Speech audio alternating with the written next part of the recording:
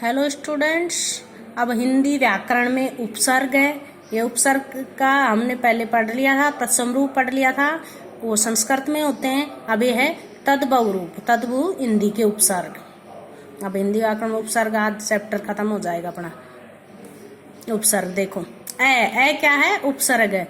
इसका प्रयोग अभाव या नहीं के अर्थ में होता है। जैसे एपड, ए उपसर्ग प्लस पड। एमोल, ए प्लस मोल। अछूत, ए उपसर्ग हो गया प्लस छूत शब्द हो गया। ऐसे दूसरा है अन उपसर्ग है। इसका प्रयोग अभाव निषेध के अर्थ में होता है, यानी कि अन का प्रयोग अभाव या निषेध के अर्थ में होता है। जैसे अनजान, अन प्लस जान। अनबूझ, अन प्लस बूझ। अनहोनी, अन क्या हो गया? उपसर्ग प्लस होनी, यानी कि अभाव निषेध के अर्थ में होता है। कैकु, कैकु होता है हिंदी में अपने उपसर्ग है कैकु। इसका प्रयोग बुरे के अर्थ में होता है। इसका प्रयोग बुरे के अर्थ में होता है। देखो कुसंग, कु प्लस संग। कुविचार, कु प्लस विचार। कपूत, कै प्लस पूत।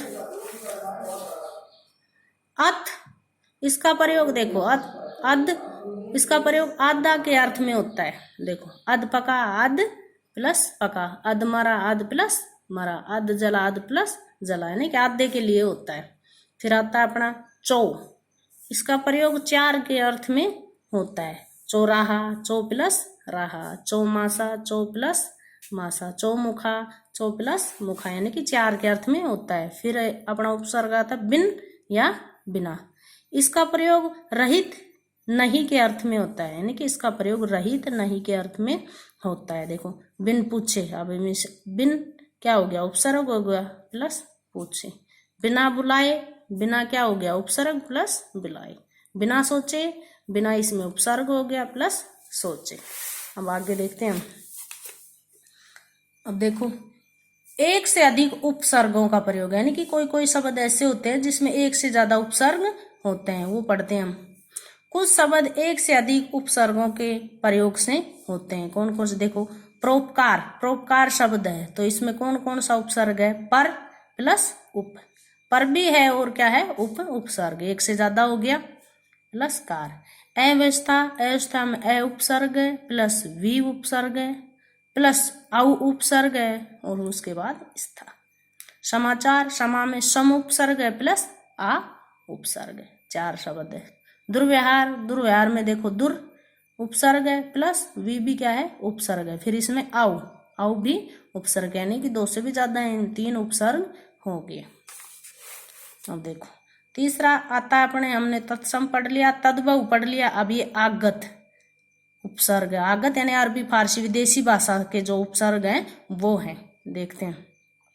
एन, एन यानी ठीक के वक्त, ठीक के लिए आता है। एन क्या आता है?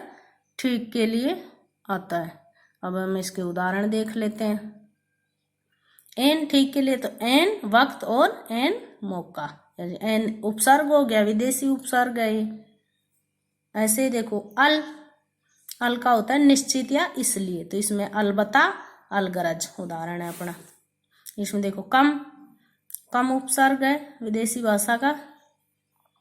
इसमें देखो ये किसके लिए आता है? हीन या थोड़ा के लिए आता है। देखो कम उम्र, कम ख्याल, कम सीन।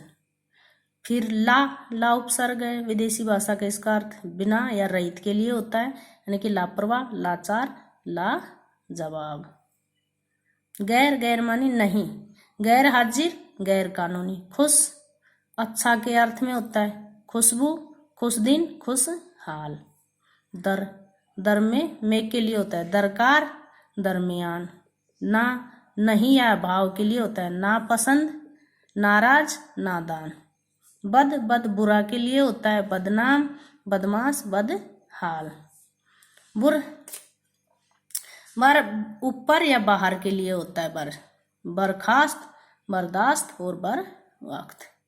इसमें देखो बे है, बे भी है विदेशी भाषा का उपसर्ग है। बे, बे बिना के लिए अर्थ में आता है। बेईमान, बेवकूफ, बेरहम। देखो उसके बाद है हम, ये भी विदेशी भाषा का है। हम का समान या बराबर के लिए आता है। हम रहा, हम उम्र, हमेशा, हम पेशा, हम दर्द। अब देखो बा, बा उपसर्ग भी विदेशी भाषा का है। इसका अर्थ आता है साथ या सहित के लिए। बाअसर, बावजूद, बाइज्जत। बै, बै का और में, और या में अनुसार में होता है। बनाम, बदस्तूर, बतौर।